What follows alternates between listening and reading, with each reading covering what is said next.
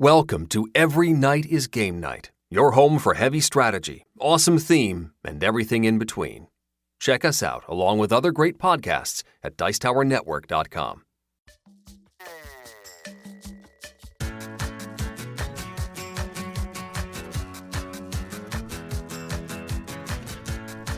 Every Night is Game Night, episode 108, Scythe, the Rise of Fenris, director's commentary with Jamey Stegmaier. Yo, my peoples, what's up? Welcome back to the Every Night is Game Night podcast. I'm your host, Jason. Thank you so much for joining us. And now that I reflect on that intro, there is no us this time. Say it out of habit, you know. You guys know how it goes. It's only me this time. This is a completely spontaneous and unscheduled episode. Wasn't initially going to do this, or at least not have the schedule do it this way. But I just spent the weekend flying through Scythe, the Rise of Fenris. I played a solo campaign, 8 games. I was able to pound that out over 2 days on a free weekend that I had, a blessed free weekend before my wife gives birth, which will put a crimp into everything. So I'm glad I was able to get this in. Oh my God. I really, really dig it. I've always liked Scythe. It's a very cool game. It's not one that I own and not one that I get to the table a lot, but every time I play it, I have fun. But I borrowed a friend's copy. I bought the expansion just because it looked like a lot of fun. I am not disappointed. It is great.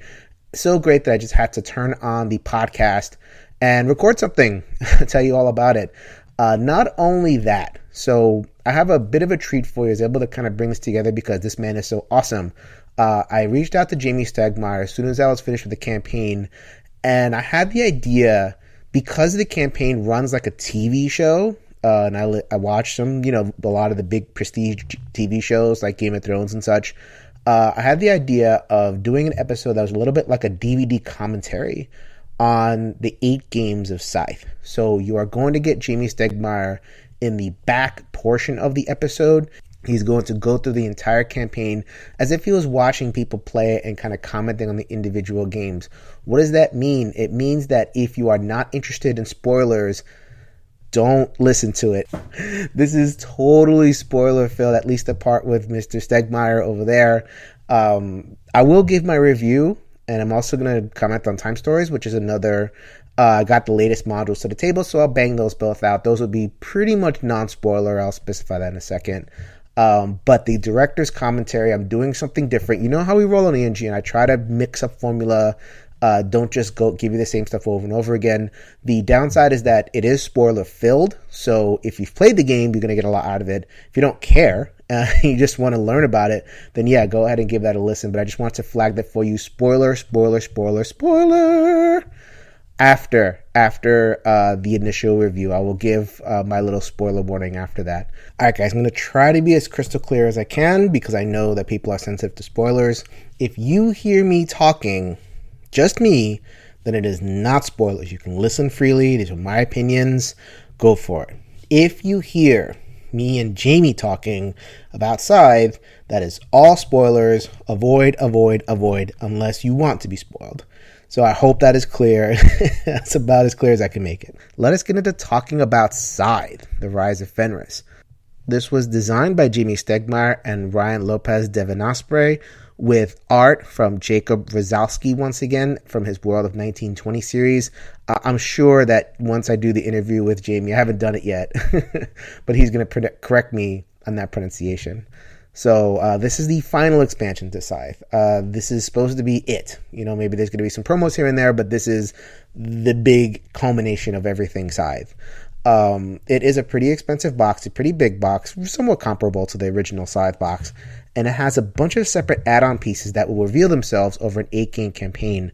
What I'm going to do is I'm actually going to talk about those pieces as mechanical things because they reveal themselves over that campaign. However, you can just reach into this box if you don't care. And I know a lot of players, they don't. It's like, just give me more content. Let me play more sides. So you can just reach into here and blow past all the stuff, all the pros and all the campaign stuff and just play all the different modules. So if you are not interested in any of that, if you are not interested in any spoilers whatsoever, let me just give you my quick quick impressions. Get this. If you have any desire to play Scythe whatsoever, if you have any groups that play a lot of Scythe, especially if you play a lot of Scythe, this is a no-brainer. Just do it. But if you are just getting into Scythe, this is still a good way to do it. If you want to play your first couple of games of Scythe, why not just do it 8 in a row? Absolutely 1000% recommended. It's not a completely perfect expansion, but it is as good as it gets. I haven't played a better one, especially this year. This has to be in the running for expansion of the year. I really love it. That is Scythe, the Rise of Fenris, completely non-spoilers. That's all I'm here going to get in terms of like completely pure stuff. So now I'm going to get into some of the actual modules. Again, if you don't want to hear anything about these modules, then, you're pretty much good to go on the Scythe stuff. But I'm going to leave out all the story stuff. I'm going to leave out all the surprises. I'm just going to talk about the mods. So the theme here, what you're going to get in this box is modularity. There is a bunch of little ways to change different parts of the game. If you know Scythe, there's a lot of little bits. Some of the bits are printed on the boards and you can't do much about them. This game takes whatever is printed on the board and just blows it out, makes it all I think every single thing in this game, aside from like the board itself and the tiles and everything else now has an element of variability if you introduce Scythe, the Rise of Fenris. So let me go one at a time. So you're going to get new factions, which, we got that in Invaders from Afar, and now we're going to get that here. There's 2 new factions, and one of them plays very aggressively. One of them plays very variably. I'm not going to get into more than that, but like it actually kind of loosens the shackles of what's printed on the board. It gives you a little bit more variability there. Both of them are awesome. This is a very tight design space when it comes to the characters. It kind of, once you kind of follow the rails that have been set on Scythe, I think it's kind of easy to plug in and figure out what works as characters. So, there's no doubt that their characters are going to be good, and they are both good. The variable character is by far my favorite. I really like it. The other character is a little bit too aggressive for my playstyle, but it works. So, boom, there you go. Thumbs up to both, definitely. So there's also some other stuff. So there's separate modular pieces. As I was saying before, every single thing in this game is now like you can switch it out for something else. The Triumph track is this printed on the board. It has the same objectives for every game of Scythe. Now you can mix that up. You have these little tiles that, you can change the order of the different achievements that you can make. You can have different ones. Now you can get Triumph for encounter tokens. Now you can get it for having 8 combat cards or however many resources. Just mix it up and like play all sorts of different games of Scythe if you want to. There are mods that you can put on your player board. You can cover up the powers that you can get for your mechs. So your mechs are printed on your player boards, but you can actually have tiles you can swap out so that you can have different powers. Increases variability. If you guys want to play an aggressive game or a passive game or whatever it is, switch that out. Or if you just want to play random, pull random tiles from the bag and switch it up that way. That's cool. There's one mod, the construction mods, that really change up the early game in terms of gameplay. The construction mods let you kind of have a one piece for free, or they give you this kind of edge in the early games. Like all of a sudden I have a mine for free. I have a mech for free.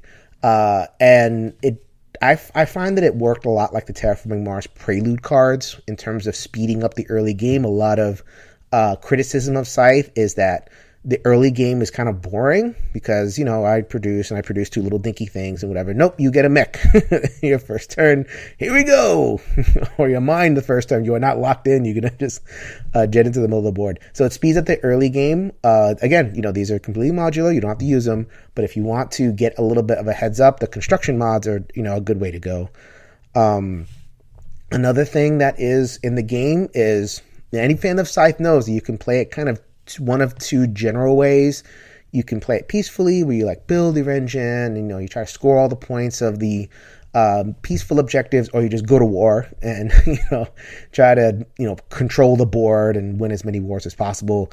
You now have 2 separate play modes, the Rivals mode and the Allies mode, which encourages that. I won't get into exactly how that works because that's part of the campaign a little bit, but now you have mods that encourage these different play styles, and it does so in a very smart way.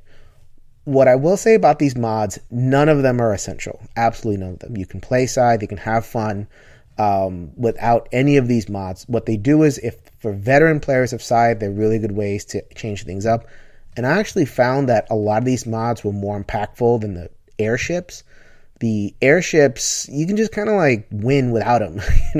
You might move them once or twice in the entire game and win, or you could use them a lot, but like I just didn't find them that impactful if you didn't want them to be.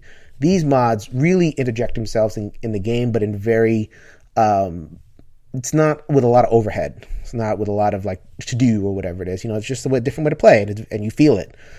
So I really like that they're all kind of able to be plugged in and mixed in. Then there's more. that would have been enough for its own expansion or two. Now there's more. So there's two different things that Scythe of Fenris gives you.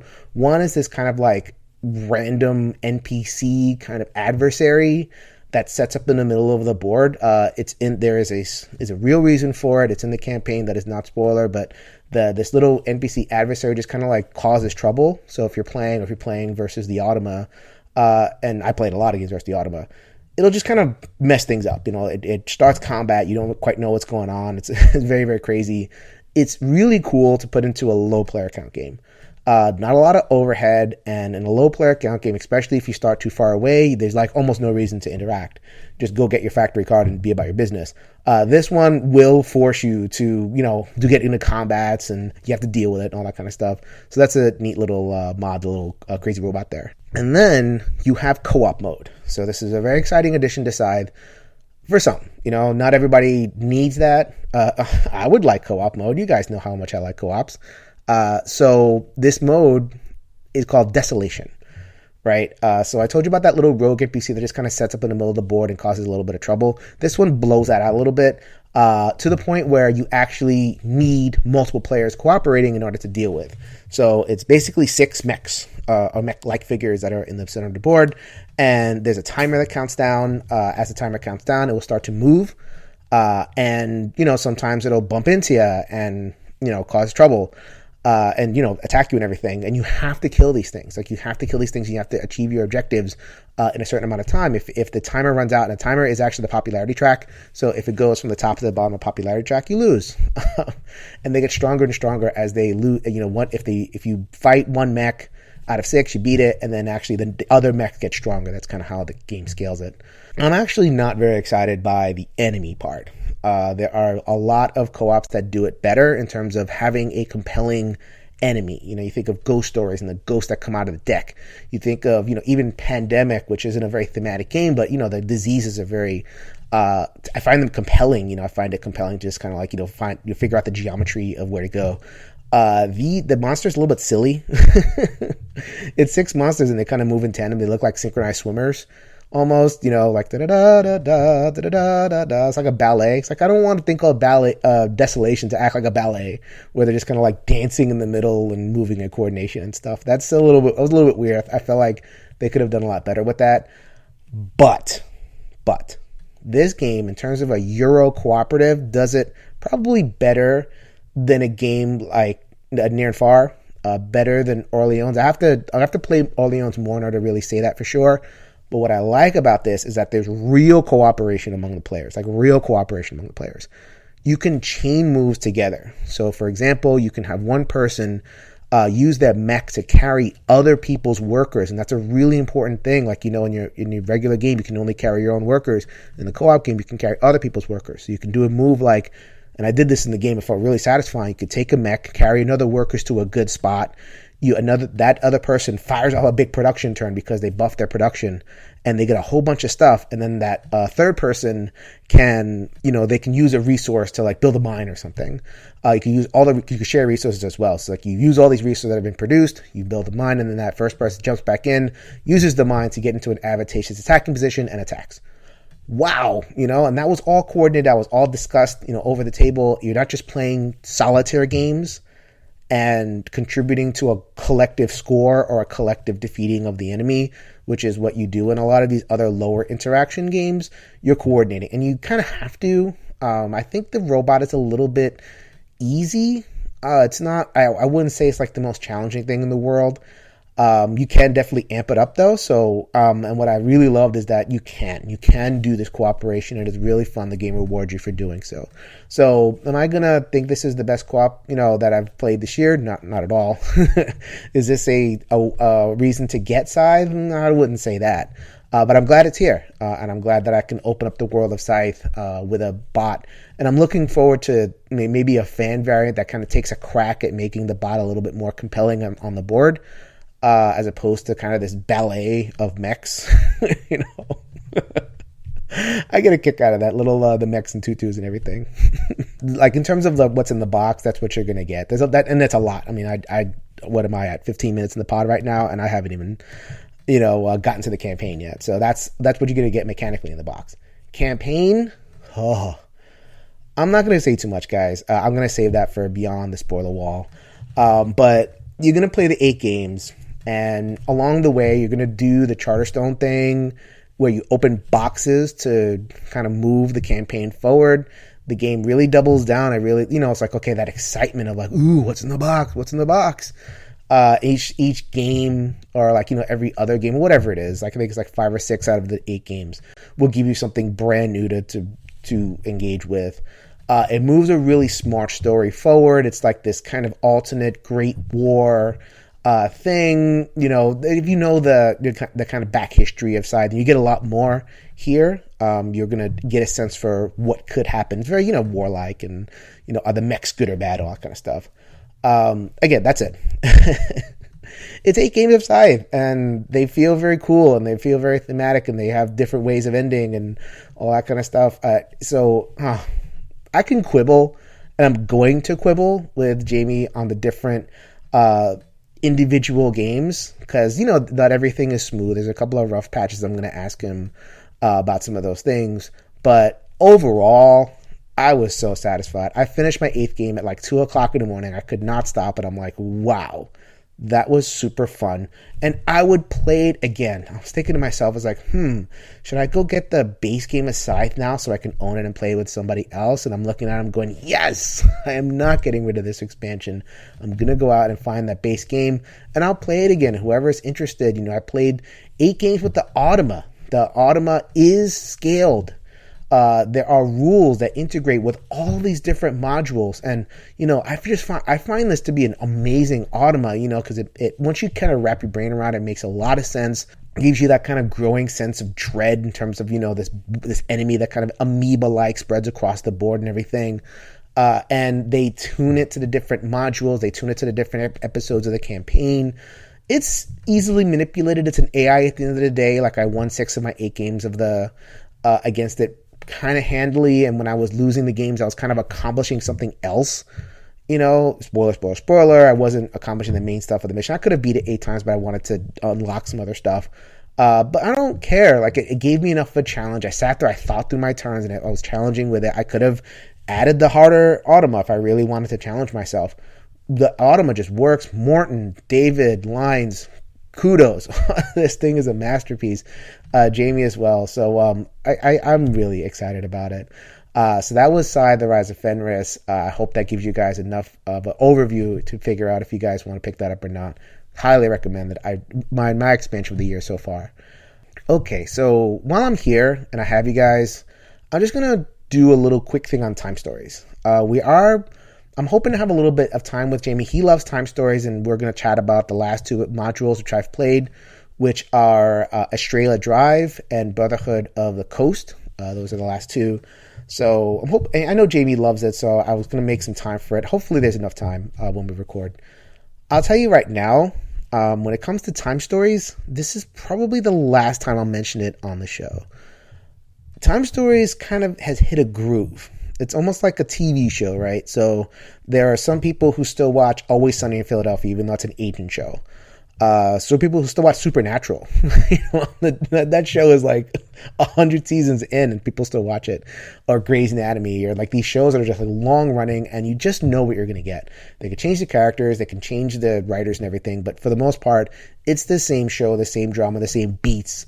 Goes the same places. It's very, very consistent. And if you're in, you're in. People are like, oh yeah, great. Some shows fall off a cliff. There's a lot of shows that just kind of like move along, and they're really solid. This Time Stars is in that boat. Like, it's just moving along. It's really solid. I'm not really getting excited about what's happening. I'll tell you why in a little bit. Estrella Drive actually went against that. It actually gave me a lot of hope. So, Lumen Fide and the Cthulhu one before that, whatever it was called, Expedition Endurance, was like, they were good, but it was starting to like really show its formula, right? Estrella Drive was formulaic, but I like the story. I love the story. It's a very seedy 80s Hollywood with some drug references and strung out people. I think there's a nude picture here and there. You got to look a little bit carefully for that one. But it did things a little bit differently, non-spoiler. It was very tense, very propulsive, faster than some of these other modules I found, and did some different things. And I really, really enjoyed that. I'm like, okay, I'm back in. Let's do some time stories. And then Brotherhood of the Coast hit. And that was a bit of a letdown. That one just kind of returned to the formula that was set up, quite frankly, in the very first module. You do a bunch of stuff. It's very cool. You have a couple of surprises, and then it kind of hits you. You hit a puzzle towards the end of it, and you can't progress until you solve that puzzle. And I've been there. It's cool. I'm going to play it, but I've been there.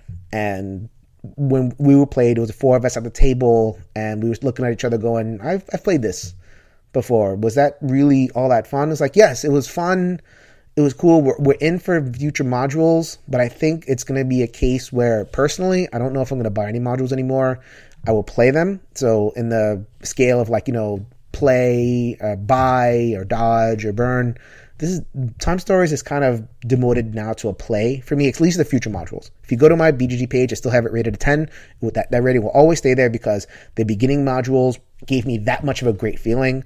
So in terms of future modules, though, those will probably be a little bit more kind of in the 7 range, maybe even a 6. Estrella Drive was a solid 8. But I think Time Stories is what it is. You're not hearing about it a lot. They have not achieved the release schedule that they put out. So that has also hurt the game as well, because you can't keep that hype up and everything.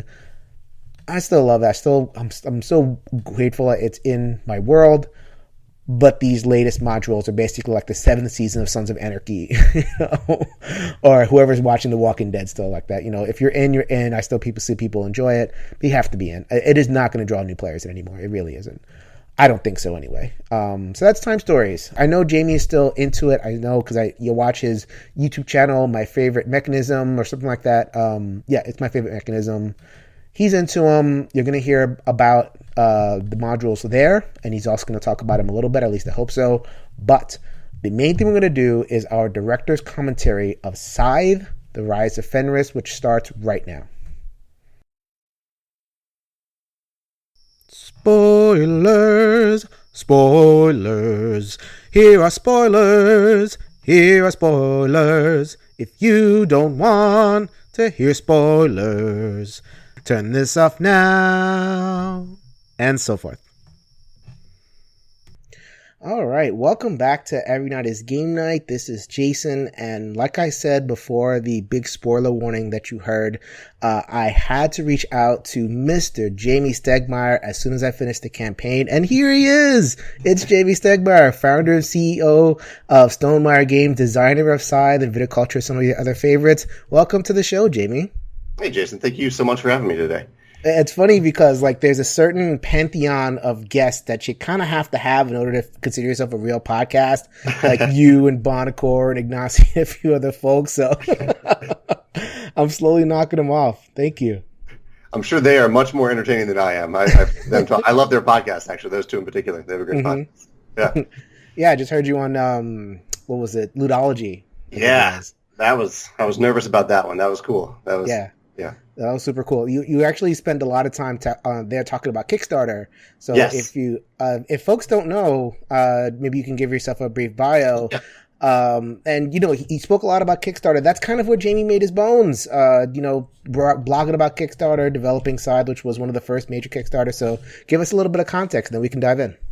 Yeah, the context there is I launched my first board game Kickstarter in 2012, so 6 years ago. That was for viticulture, and then soon after I started blogging about the mistakes that I made, the things that I did right, and that has evolved into a blog that I've kept since then about crowdfunding, even though I haven't been on Kickstarter for 3 years now. So the first half of my company was spent on Kickstarter, and now we've kind of changed a little bit, and we're no longer Kickstarter, but we still publish games. So I run, I think you said, the Stegmaier games. Mm-hmm. So we publish the most recent releases, one we're talking about today, the Rise of Fenris.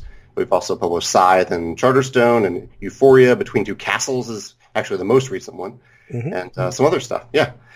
And always solo. Morten Monrad Pedersen always has your back, and that's something that our fan base is very interested in, so that is awesome as well. Yeah.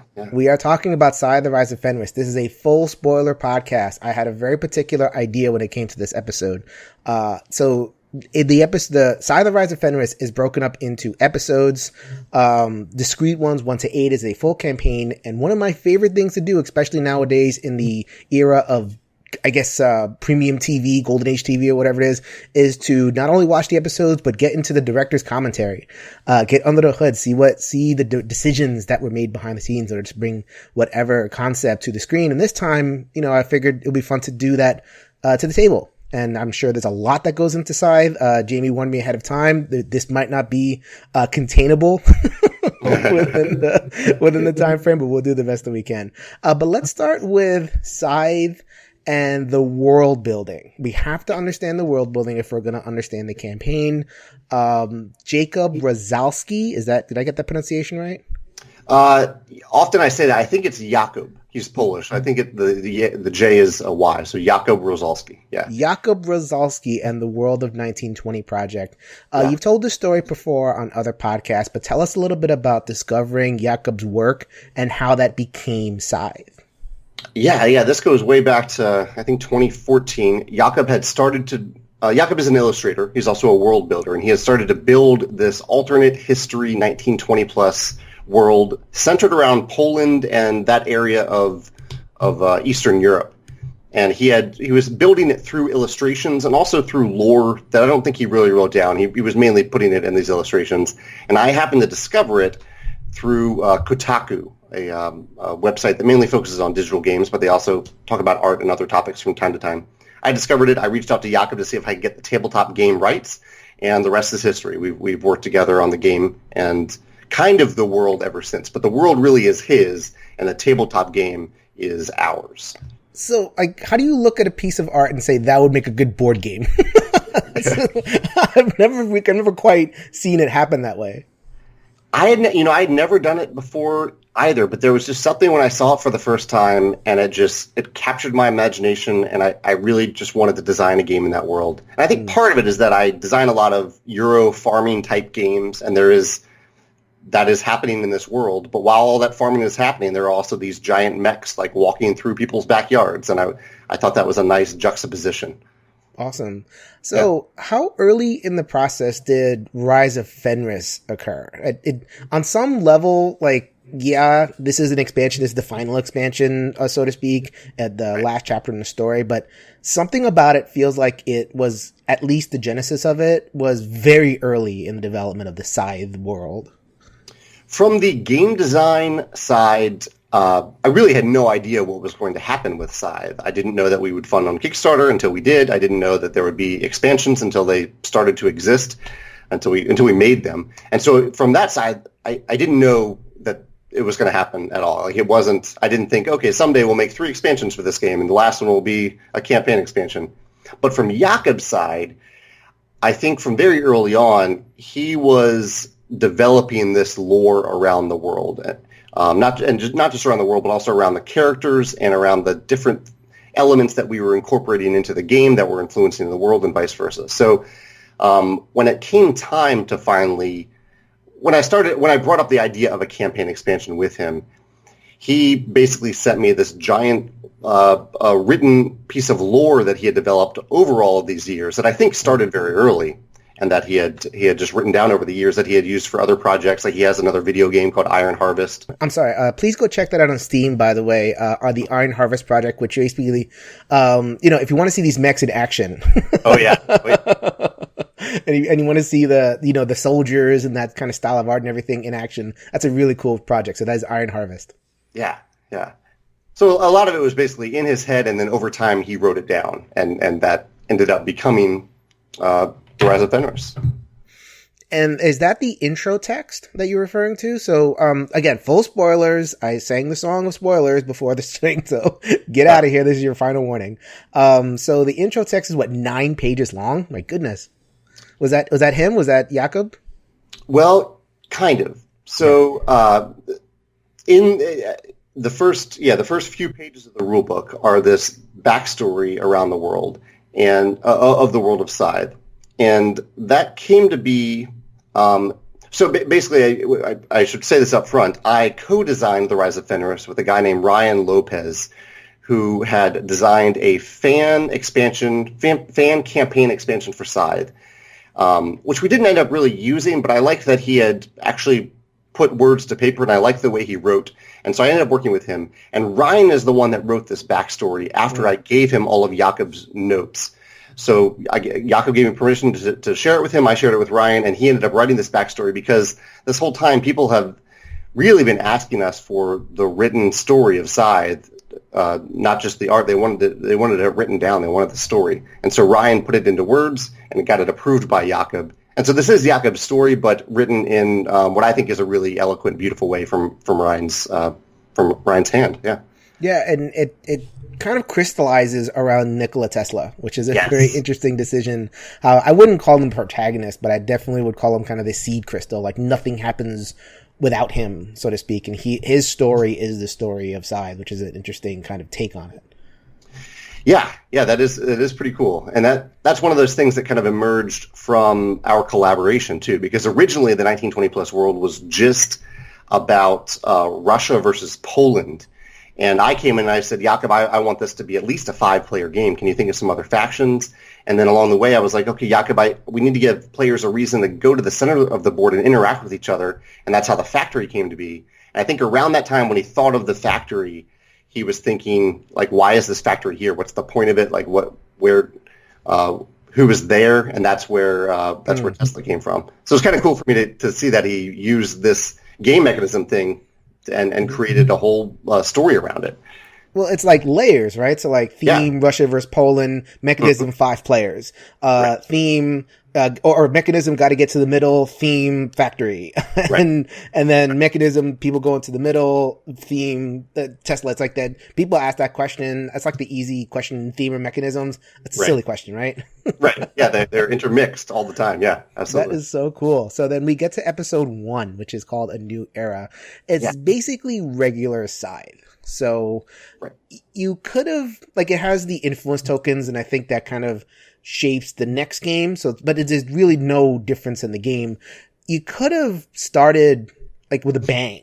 So, I'm not going to spoil any of the other legacy games just in case you haven't done it. So like some of the other legacy games, the campaign games, they either start off like with a prologue game and then they begin they start changing things up right away, or they change it midway, like bang, like you're playing and then you make a turn. So like why start so sedately? Why start so slowly?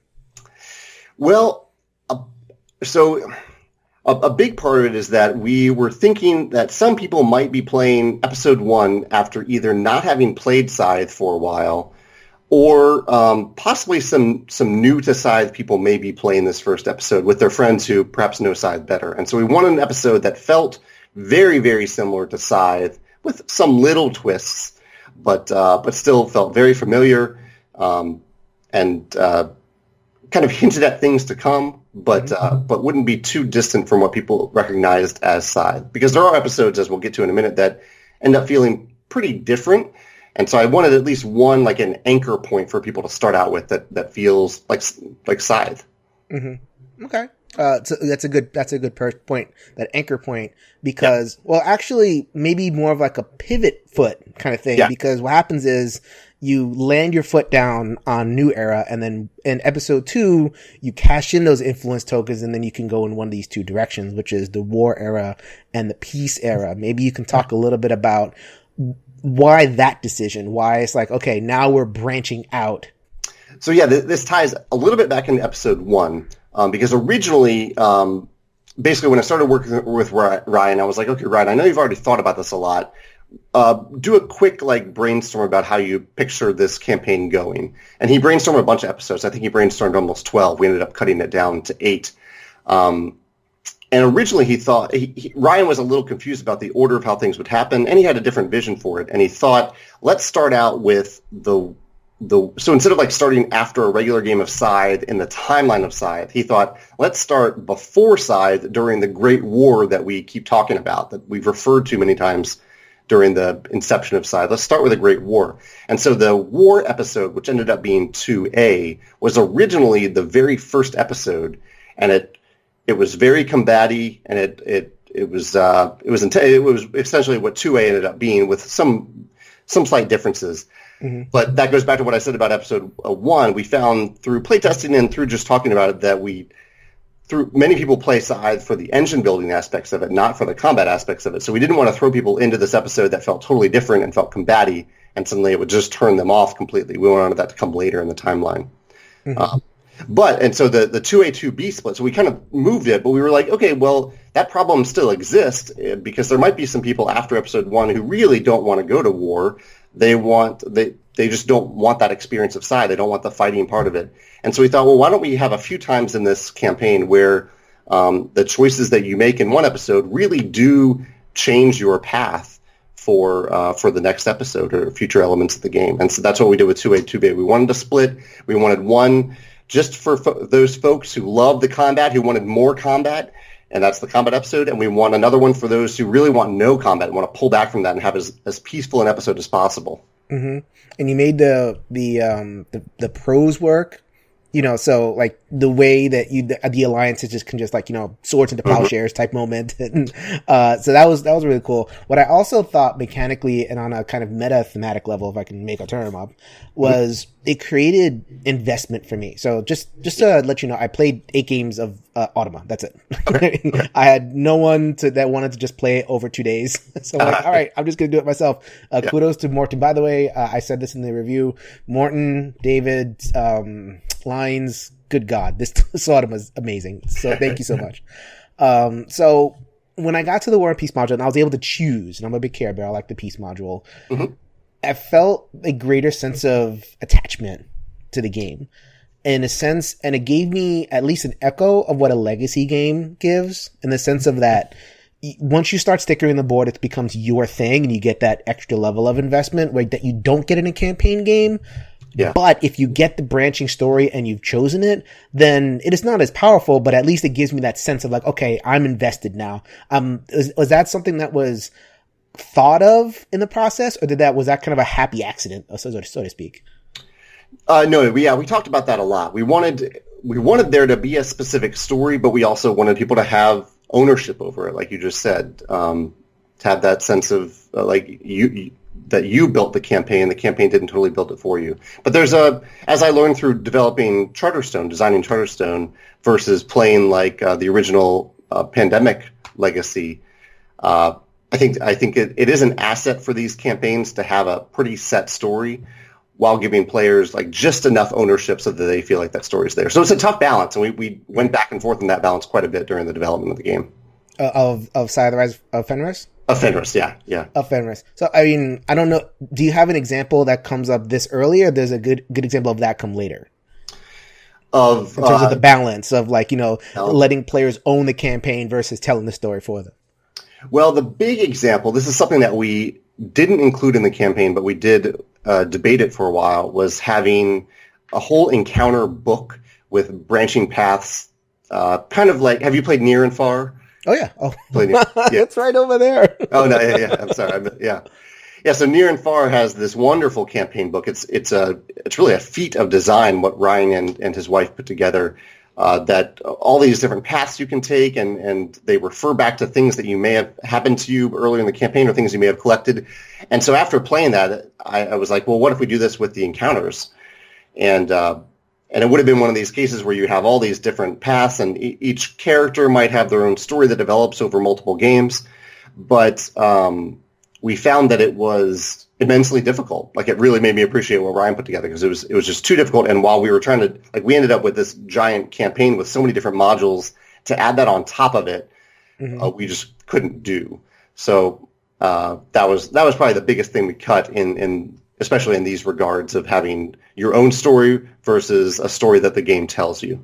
Yeah, I mean, Ryan designed near and far from the ground up with those stories. Yeah. So he was able to balance the kind of economy of items and resources with the stories in there. It felt like, man, I know you give out resources through the encounters, but it feels like in order for it to kind of scale like that, it would kind of throw things off, so to speak. Yeah, it would have. We found that to be very difficult to manage, and especially since we also wanted to give players, and we'll get to this in a minute, we wanted to give players the option to change up their characters or their factions at the right time. That was right for them, and so that made it even more complicated to create a book where they're trying to embody one character and make decisions through that character. Yeah, it was too difficult. I'm sure there is a way to do it, and maybe someday some passionate fan will spend the time to do it. But it wasn't. So this is something we're going to do. Yeah, you have a lot of giant projects on the slate. Yeah, the book on Scythe is closed, at least on your end, design wise. So on to bigger and better things. Yeah. Okay, so episode 3 is A Plea from Vesna. This is something that I've been playing with in my head a lot. Mm-hmm. Scythe, when it came out, won a lot of awards, or at least nominated a lot of awards for best thematic game, right? And I never got that because Scythe is a Euro. Right. I'm doing Euro stuff. It has great style. It has great art.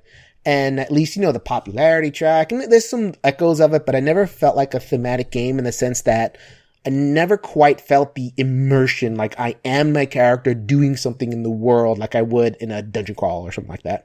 Right. It was this episode 3, where I'm going, or whoever is going into the factory, and then have to go into the factory, and you're searching through that factory deck, and you're trying to find that Vesna card, and then the more you go in, the more chances you have of actually finding Vesna. That actually put me in the mindset of finding Vesna.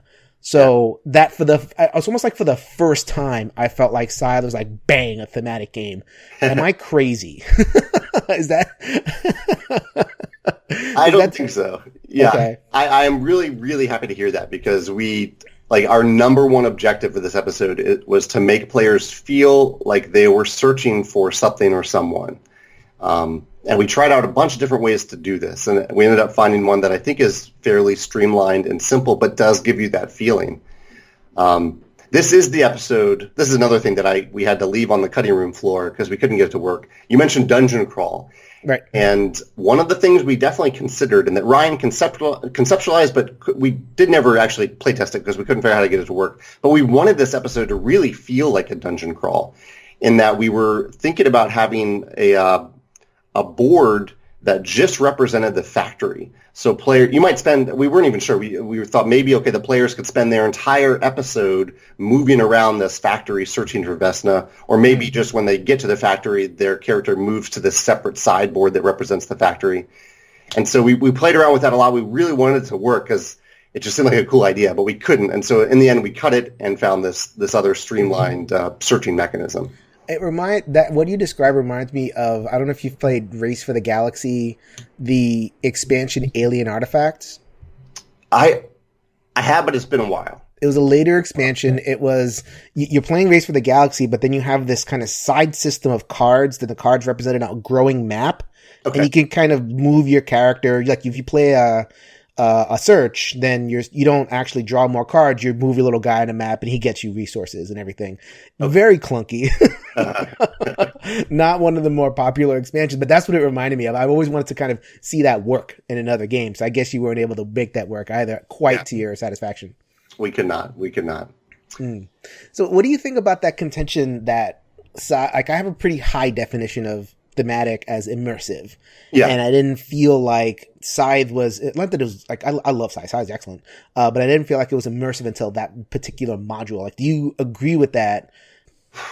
Well, so for me, at the base level, theme in a game is when you can explain a mechanism by explaining the theme, which I think works sometimes in Scythe and sometimes not. Like, I think Scythe has a lot of thematic elements through, like, the art and whatnot, but But I would agree. Like if I was asking, like I don't have power over which board game geek puts into those categories. But if they came to me and said, "Hey, Jamey, what type of game is Scythe?" I would not list it in the thematic game category. I think it is a Euro game with theme, but I would not say it's a thematic in the category of thematic games. Yeah, but it has enough thematic elements to kind of pull you in, right? And then the theme came with this expansion, and especially with episode 3. So like once episode 3 happened, so like 2 gave you that kind of investment choice, 3 gave you that little sense of I was just like flying through this 2:30 in the morning, 3:30 in the morning. Who cares? Right. And then so then we go on to episode 4, which is where we start. Missed one little thing here. This is a big one. Oh, we did. Oh, sorry. Because at the end of this episode, you discover a big thing, right? Vesna is an important character. So go ahead and tell us about the genesis of Vesna.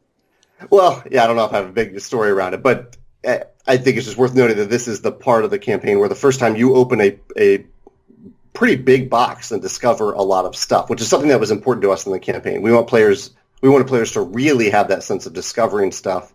And we wanted, actually, I'll ask you, did you open the boxes before the campaign or did you open them as the game told you to? Oh, as the game told me to. Are you kidding? I'm glad you did it that way. Although the punch boards kind of spoiled some stuff because it's on top. I'm imagining that the production thing can't do much about it. Yeah, we thought about putting them all in envelopes, but it already cost us a lot to make this expansion. That would have blown up the cost even higher, so we didn't do that. We thought, but yeah, we wanted these boxes to have a big reveal a couple times throughout the campaign. So there's 5 boxes. Okay, so we'll ask. I have the box question a little bit later. I'll just ask it now. Yeah. So Vesna's in a box, and it's the biggest box, and I think because of the symbol on it, you kind of had a hint of what it was, like it was a new faction. But it was nice to kind of have, this is Tesla's daughter, and have like a thematic kind of tie into it. Yeah.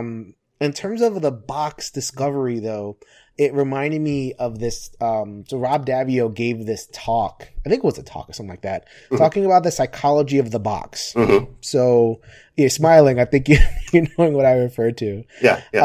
If you don't know, the basic take home point is, at least in the audience, if you don't know, the most viscerally exciting moment of playing a game, in terms of a moment that gives you like a pure dopamine hit, like bam, you just like feel like pop of wow, is not actually playing the game. It's opening the box right there. And I can't believe it. Like even when I was a kid and I would buy a video game, I get really excited about opening the shrink and popping up. I was like miles away from my console, not about to play this thing for another 6 hours, but I was so excited about that.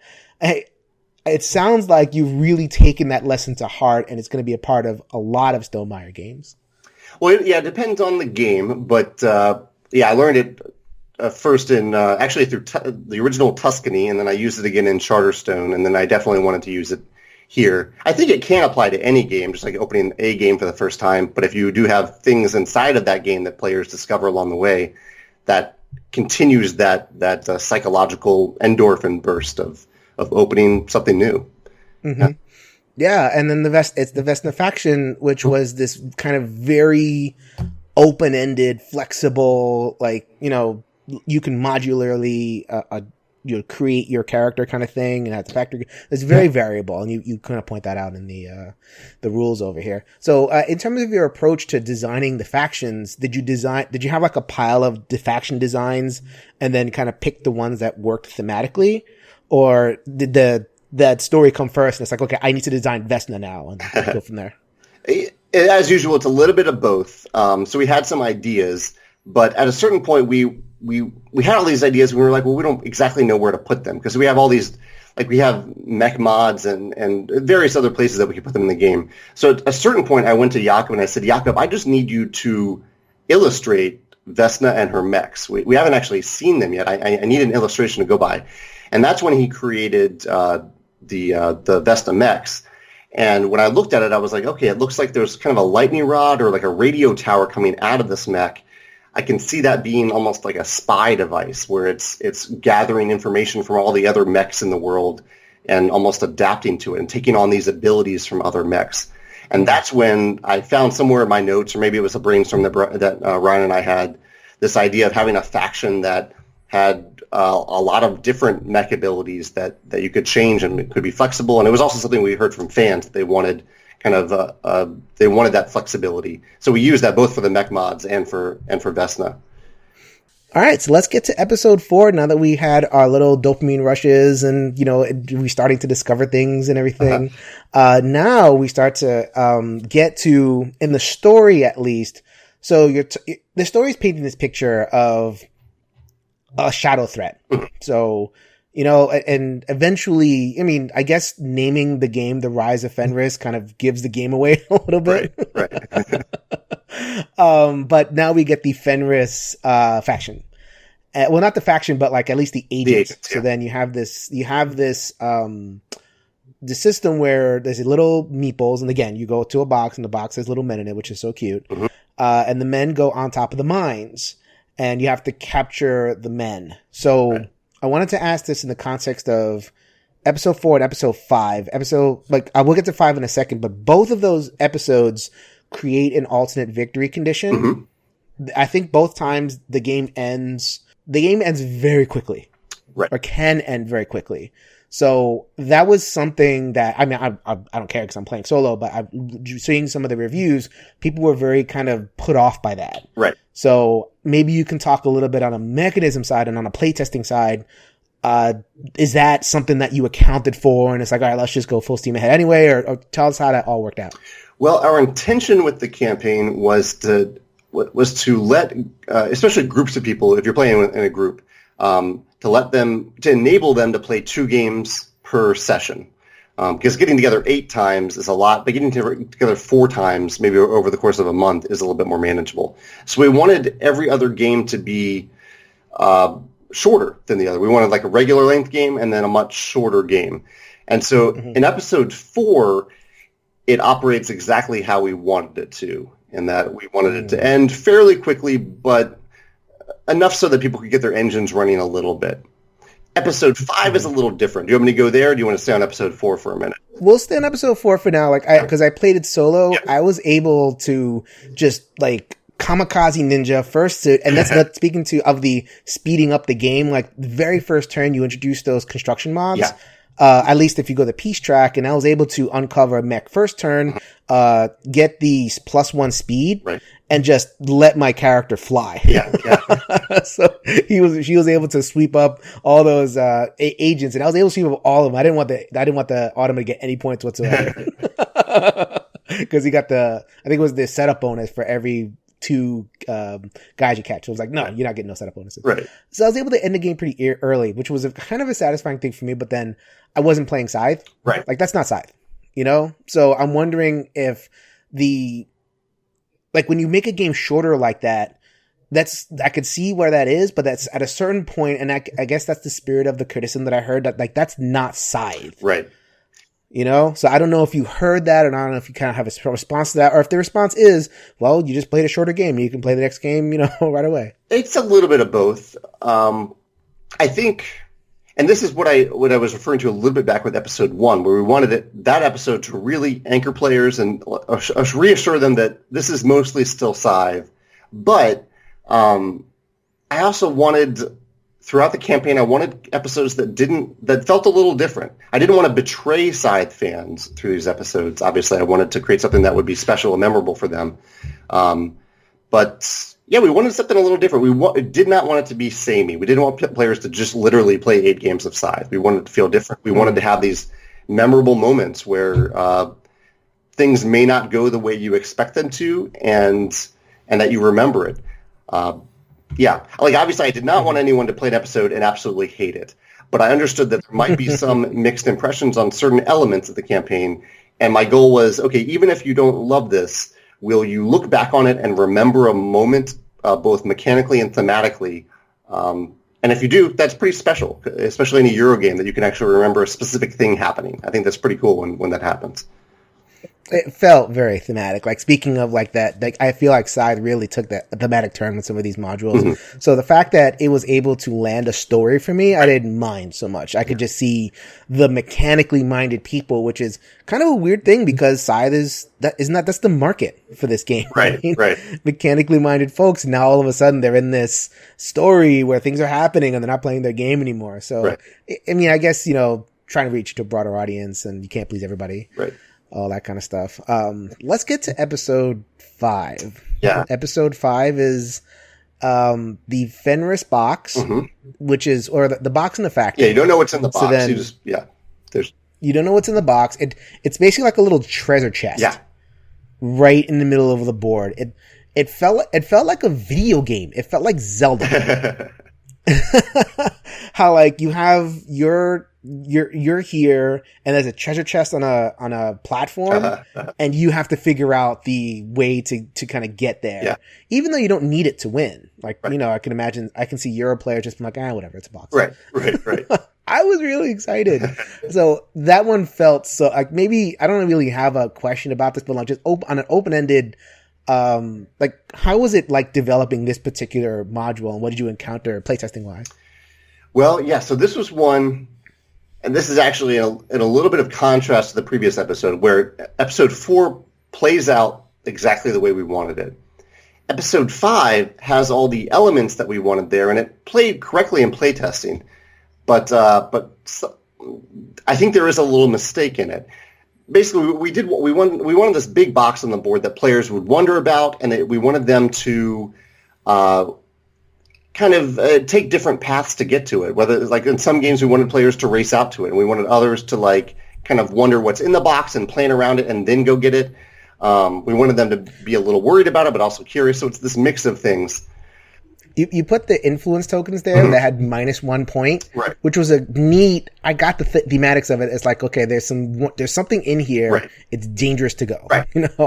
But you can't resist anyway. So right, exactly. That was really cool. And we wanted to slow players down too from actually getting to it.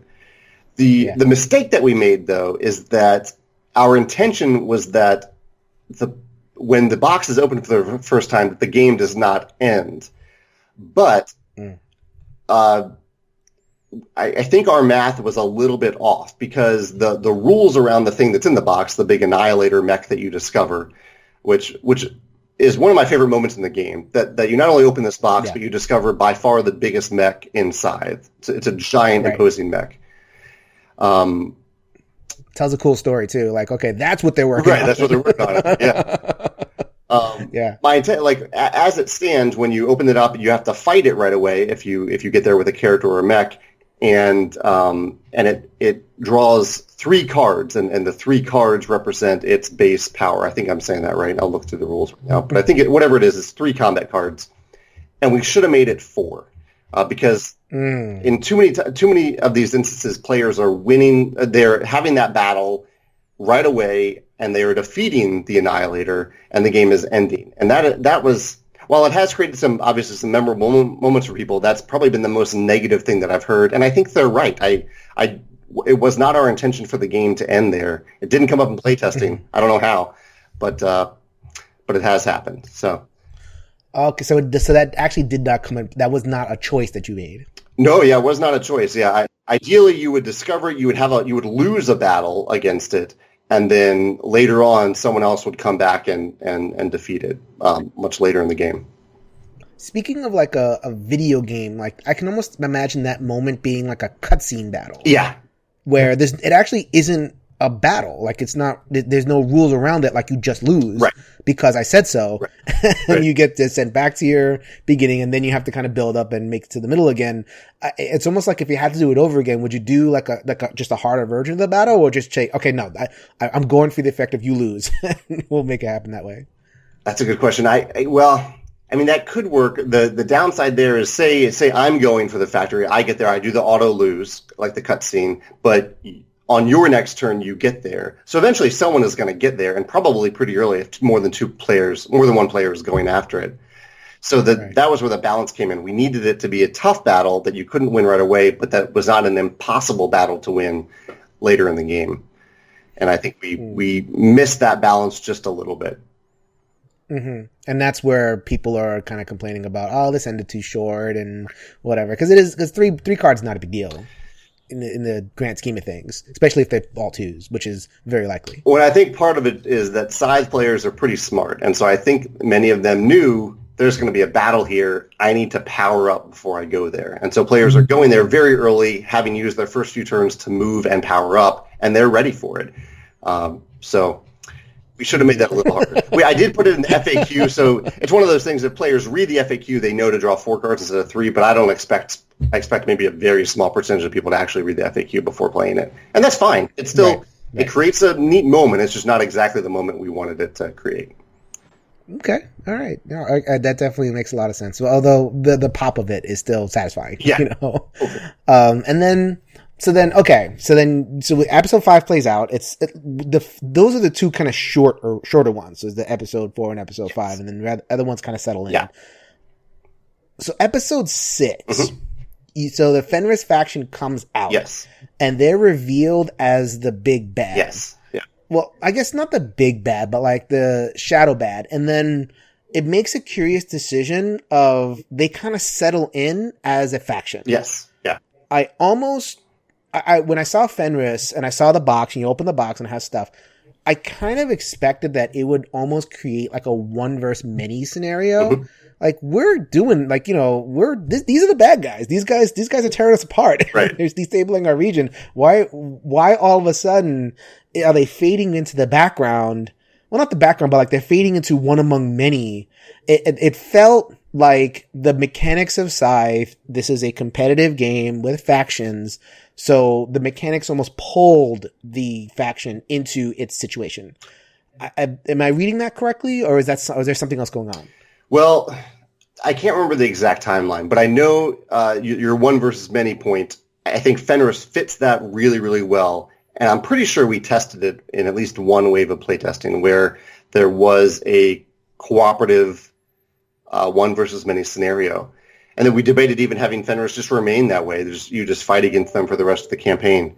But we just couldn't get players to cooperate because they're so used to competing with each other.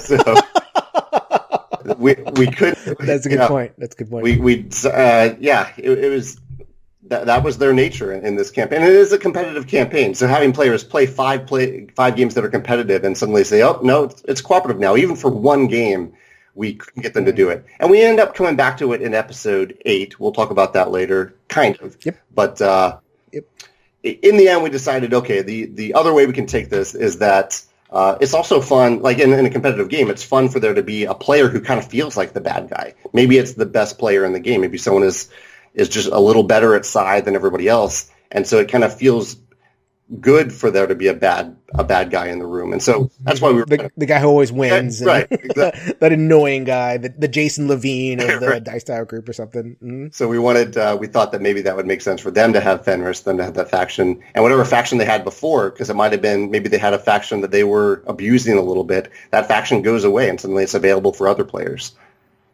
Mm-hmm. Okay. And then, so that at this point, episode 6 and not the Annihilation, so we get the mechs and everything. You open up, and you know it's funny how you open up the Fenris box and there's that one mech missing. Right. So if you just opened it and it's like, where'd my mech go? And then you open the other box, like, oh, okay, here it is. We've gotten so many replacement parts requests from people who open that one box. And they don't open anything else. Like they do it, the first thing they do when they open the box is open that box, and then before they do anything else, they get on the computer and submit a complaint about this something's missing.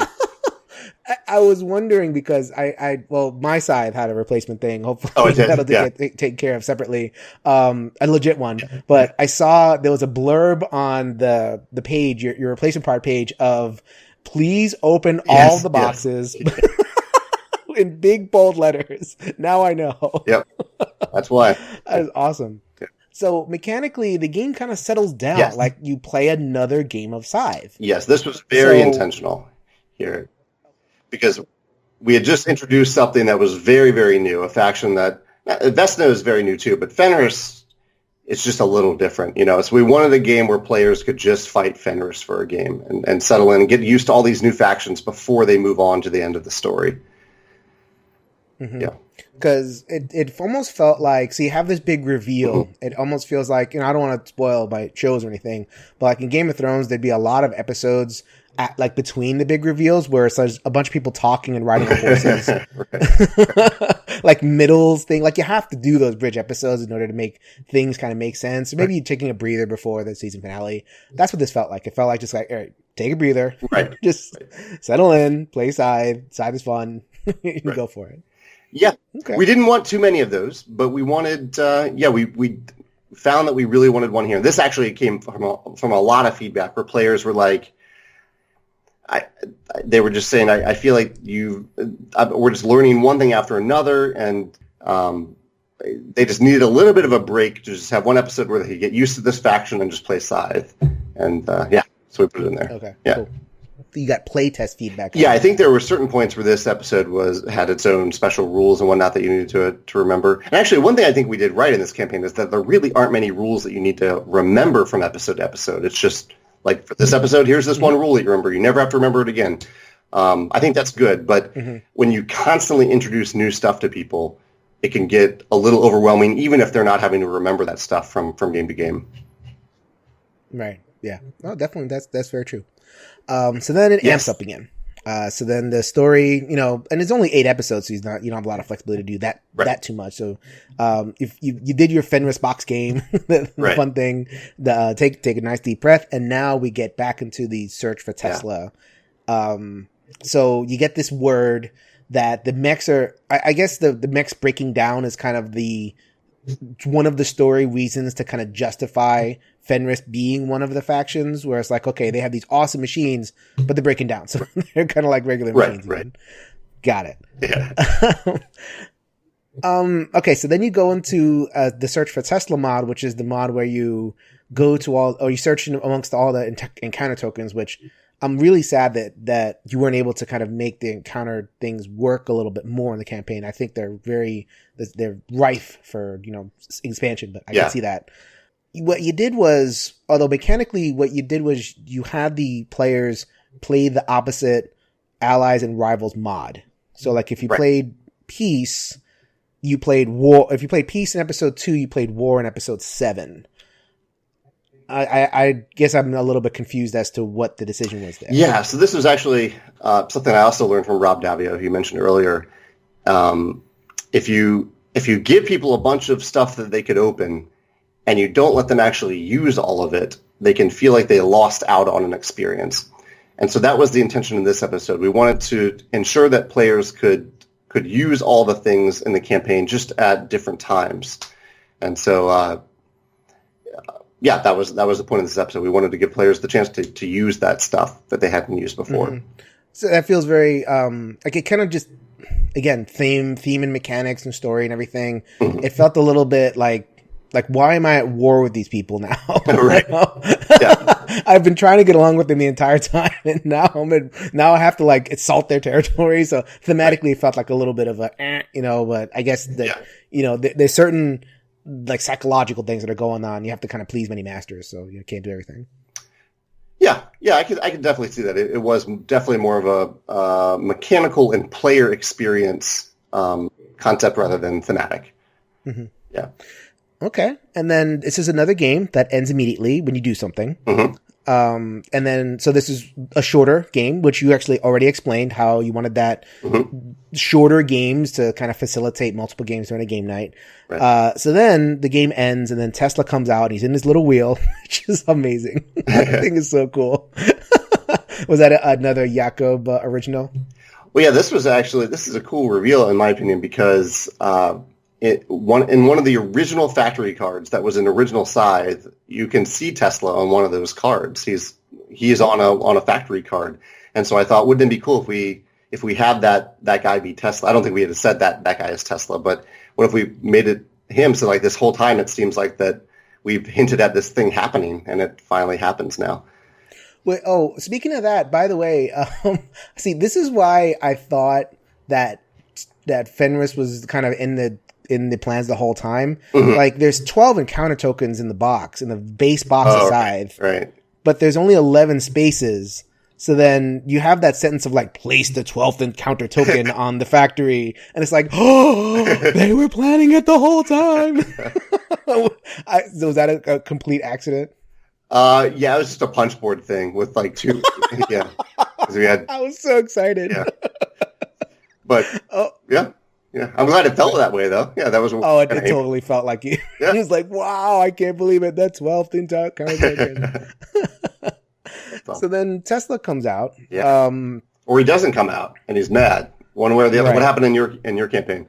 Oh, I went straight for him. You found it. Okay. Oh my God.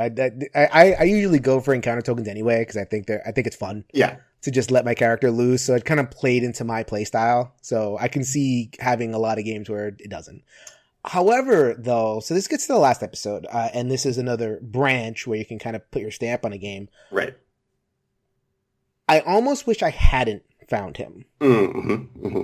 So, and I ended up so I don't know if you've heard this feedback too. So it splits into either another module called the New Era, which is basically another game of Scythe, with the stars in the middle and this kind of amped up, kind of stakes because you get double points and all that kind of stuff. But it's really kind of another game of Scythe. Well, and you have the triumph tiles for the first time. It is Scythe, but those create a different goal system at least. Yeah. I guess so I don't know if you heard Tristan Hall. He had his side group together and they did a podcast on Board Chitless kind of as they're going, and they were all talking about and saying, oh my God, I wonder what's going to happen at the end. There's going to be this big cooperative scenario. They're going to have to do this, this, and this. And it's going to be great. And then especially if you find Tesla, then it ends with a game of Scythe, right? With some stars in the middle. And the triumph tiles are, an extra, they're an extra mechanism, but there's not a thematic reason. Like there doesn't like the searching the factory cards or even, defeating the Mad Tesla. That's a thing. So like what I ended up doing was just defeating Mad Tesla, and I just went at it that way because that was fun. Like, the Tesla moving around and having to deal with him on the board and everything. So that's what I ended up doing. So maybe talk about that decision a little bit to go either like to have those two directions and deciding to make that direction, the one direction of, okay, let's play another game. Let's play a high stakes game of Scythe. And that's going to be the conclusion.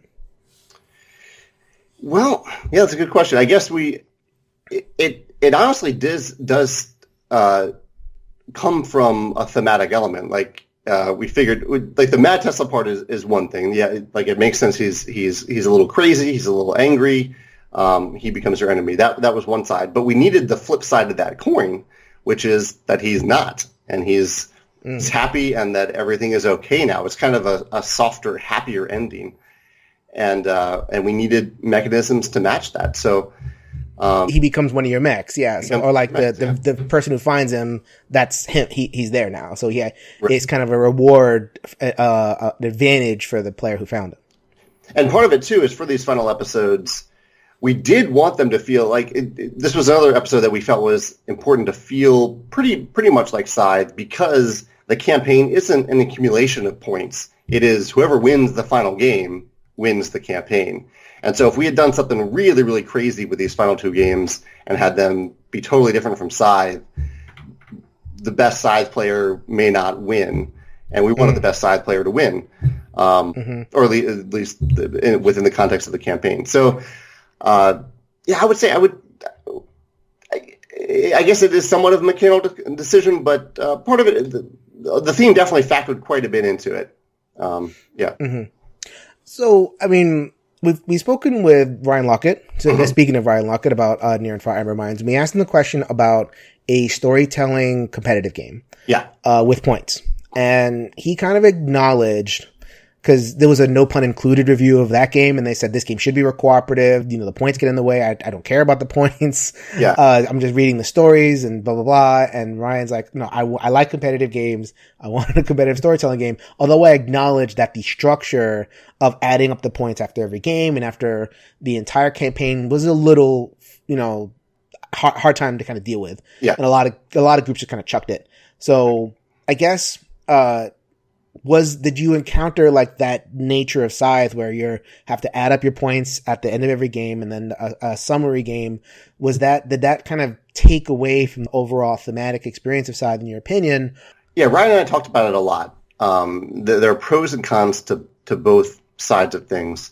But the biggest one is that you don't want players going into the final game feeling like someone has already won the campaign. For many players, they're in it for the experience. They're in it because they love Scythe. But some players are definitely in it to win, and that can be discouraging for them if they think someone has already won. And so we kept coming back to that, and finally we were like, okay, we need to make sure all these previous episodes have meaning. And so you're gathering all these mech mods and infrastructure mods and diversifying your goals so that you're getting these kind of points from stars that you've gotten previously in the campaign. But in the end, we wanted it to come down to the final game. We wanted that game to have meaning in terms of who was going to be the winner. So I don't know if that is the way for all competitive campaigns to do it, but we felt it was the right way for our campaign. And it kind of comes back to the fact that who's playing this game and who is Scythe's audience. Right. You know, like if it's a much more open-ended storytelling, thing, then you can kind of really play with the mechanics. But this is a module. This is an expansion for Scythe players, and Scythe players are Euro players, and they want to play Scythe. Right. So I think you have to kind of balance those things, and I guess that's what led to the kind of the last module being the first module, the new era, so to speak. Right. Exactly. Yeah.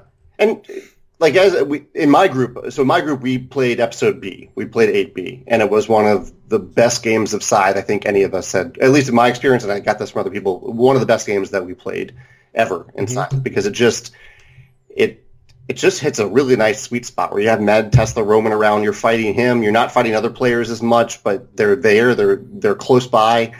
But looking back on it, the Triumph Tiles, they create a sense of possibility. Like they do create this new array of goals, and they kind of hint the future of the game, because suddenly you're like, oh wow, we have so many combinations that we can play with from now on. Not that people play the eighth game and want to play more, but I like that idea that they play it. They play it and they see possibility from it. I think that's kind of exciting. Yeah, I definitely want to play more Scythe. This expansion I would play the campaign again in a heartbeat. I'll just tell you that right now. I really would. But no, I played the Mad Tesla mod. I did not regret the Mad Tesla thing at all. It was so fun. Yeah. It has that, because I only played 2-player. I didn't often get the tension. Right. Like, you get tension when you're going for the factory, because the autumn is flowing towards the factory, but you don't get that, like, I'm going to get attacked at any time thing. Right. That's what the Tesla mod gave me, was that he's right there. Yeah. I need him to stay off for like 2 turns. Yeah. So it was a really good tension. I liked it, and it helped that it's a really cool mini as well. So you could definitely evoke the feeling of somebody pedaling around the land and everything. Right. Right. So that's the entire campaign and everything. We went through all the episodes. Thank you so much for being so generous with your time. Yeah. So thank you so much. You've been very generous with your time. Thank you for letting us under the hood of Scythe. Thank you for sharing your thoughts and time stories. Good luck with all your projects. Jamey, maybe you can end us off by, you mentioned before you have castles of, Between Two Castles. Of Mad King Ludwig. Yeah. So maybe you could tell us a little bit about your upcoming projects. Yeah, so that's a game that we're recording this on October 4th, and it'll come out in a retail release on October 19th. It is a hybrid of our Between Two Cities game and one of my other favorite games, Castles of Mad King Ludwig, where you have this. It's a competitive game, but you have a cooperative feeling because you're partnering with 2 players to build some castles.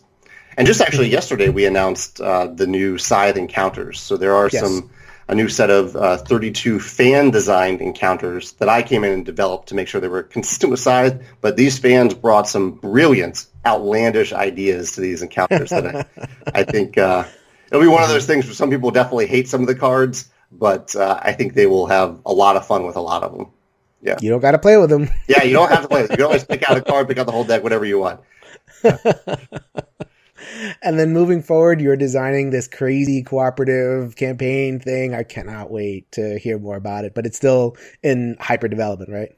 Yeah, that one has a long way to go. It is a big open world open world game, kind of inspired by Zelda Breath of the Wild and other open world games. Whoa! I can't wait. It's not a Zelda game, but it has that feeling of exploration and openness. You can go wherever you want. Yeah, I'm really pumped about that one. And it's gonna have boxes. Thank you so much, Jamey. Thanks, Jason. And I'm going to go ahead and cut off the episode right there. We are running really long, an hour 18 or so at this point. Although I do realize that not everyone has made it this far because not all of our listeners have finished their campaign of Scythe or even interested in Scythe. But just like with Cole Worley, once you get a designer going on something that's just beyond the surface and really gets into the stuff they're passionate about, then, all bets are off. And I'm perfectly happy to indulge in that kind of conversation on that level. I take your feedback very seriously.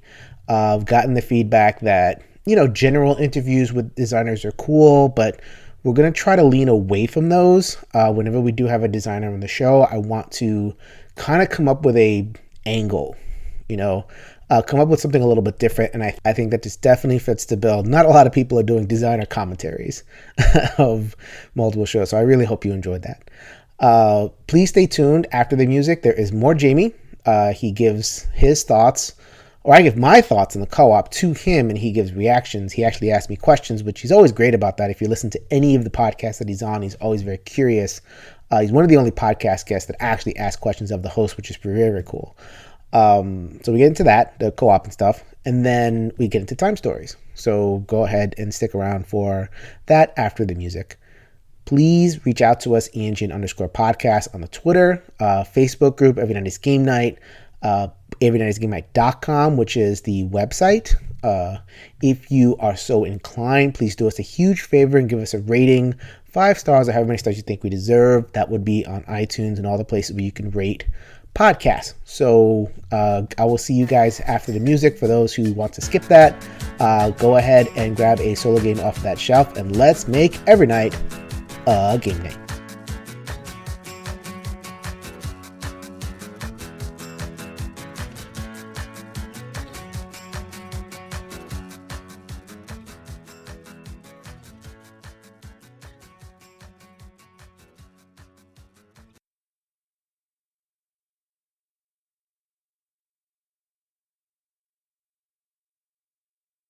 Is there anything else? Like, we've covered so many things. We covered so many paths not taken and stuff that ended up on the cutting room floor.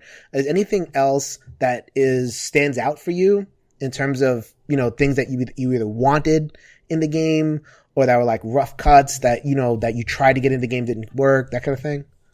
Well, let me look at the module list to see if it triggers anything. Did you play, so there is a cooperative module in the game. Have you played the cooperative module? Yeah, of course. Yeah, I'm a big co-op guy.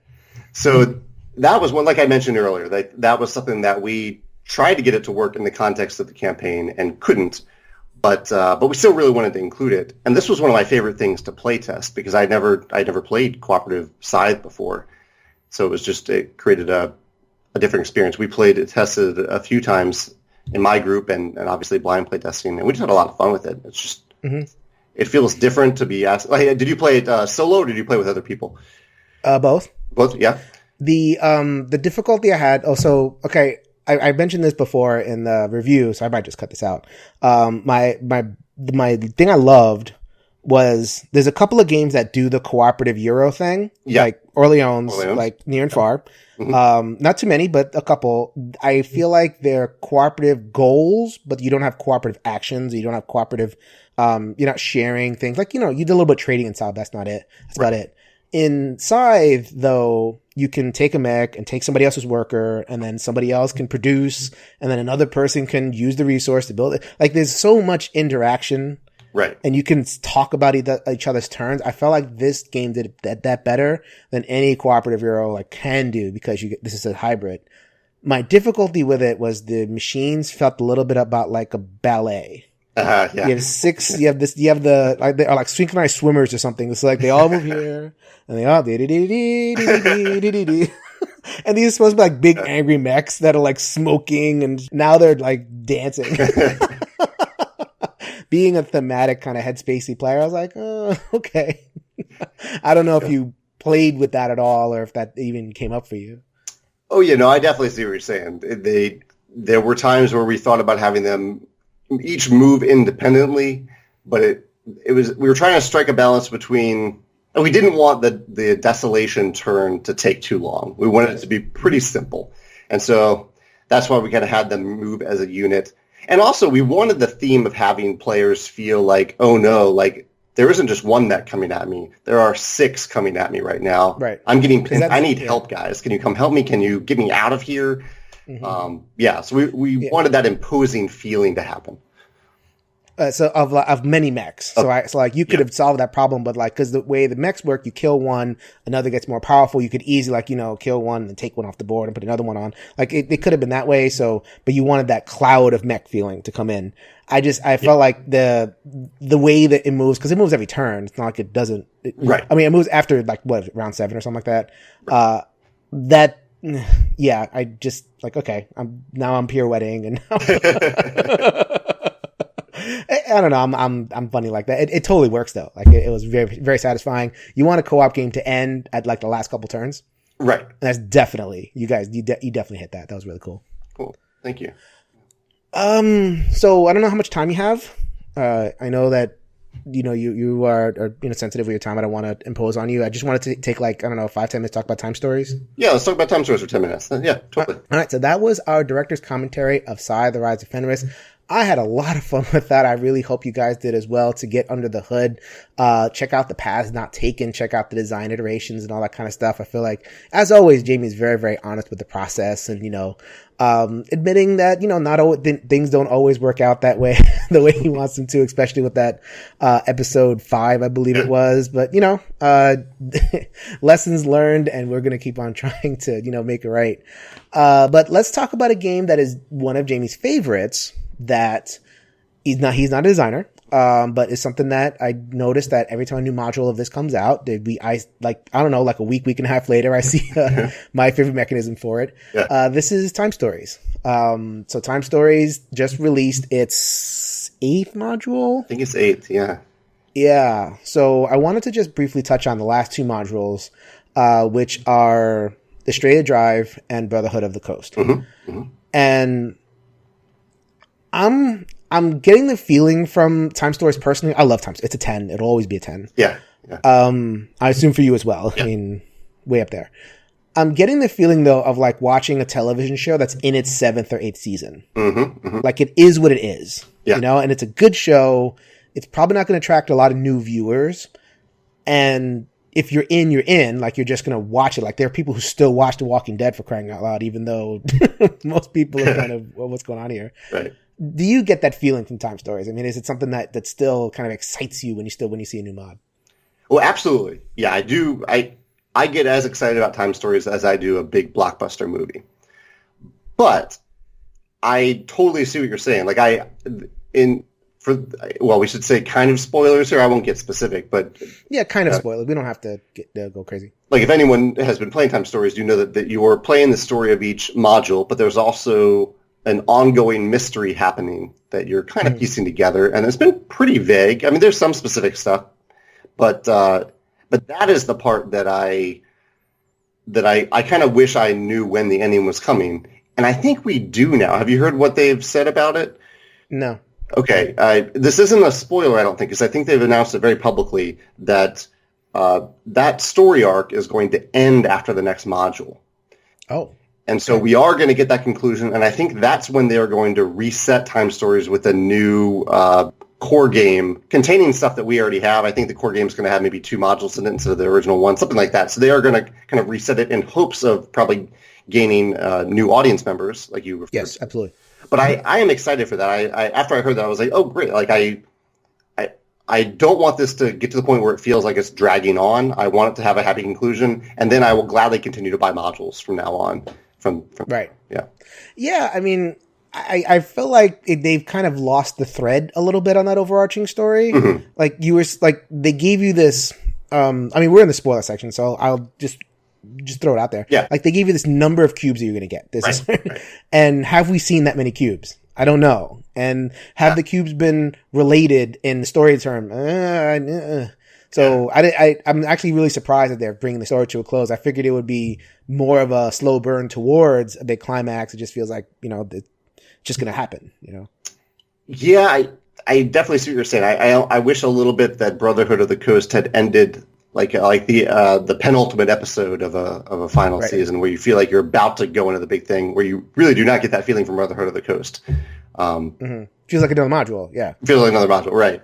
So I only would have known that someone told me this. Someone heard it from them. They announced it publicly. So I kind of wish they had made it overtly obvious in the box that, hey, this is the one that's leading up to the final one. Yeah.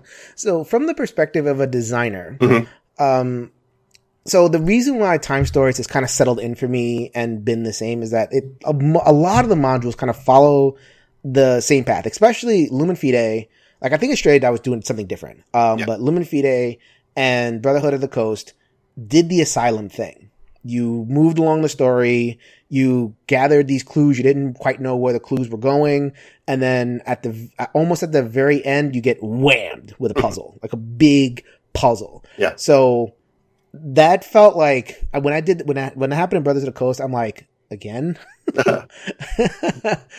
From a designer's perspective, is the Time Stories engine bigger than that? Like, can I hope for something more than that? Or is the Time Stories engine just kind of like, okay, going to lean that way inevitably?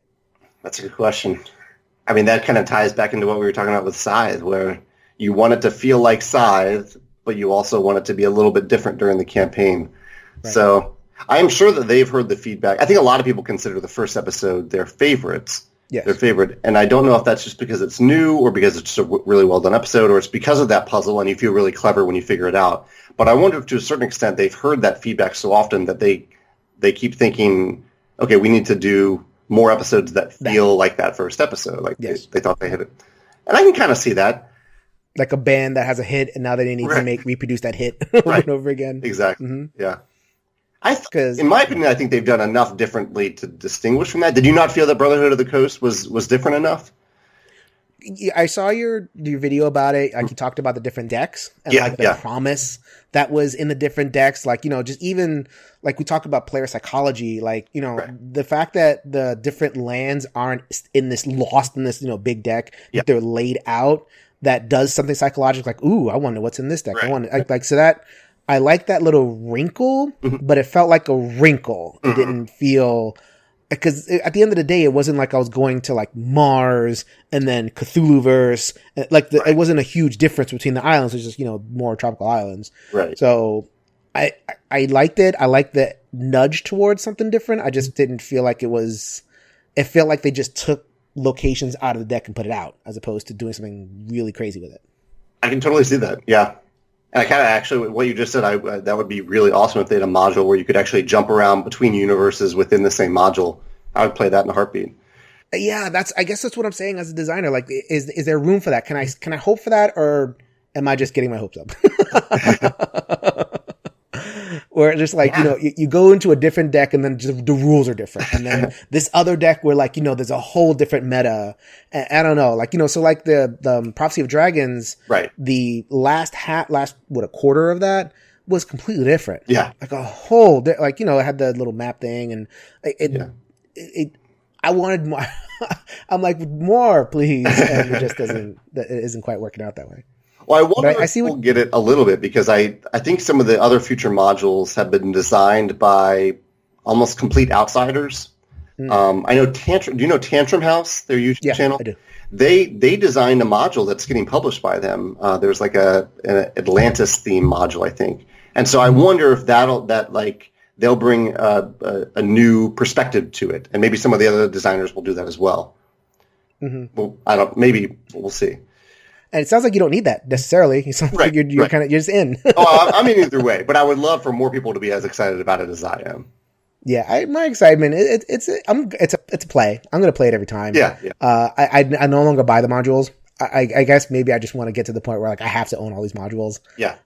So I don't know, but what you're saying before about they're capping the story and maybe they'll launch on something else. So like changing the director, so to speak. Right. Exactly. Yeah. Yeah.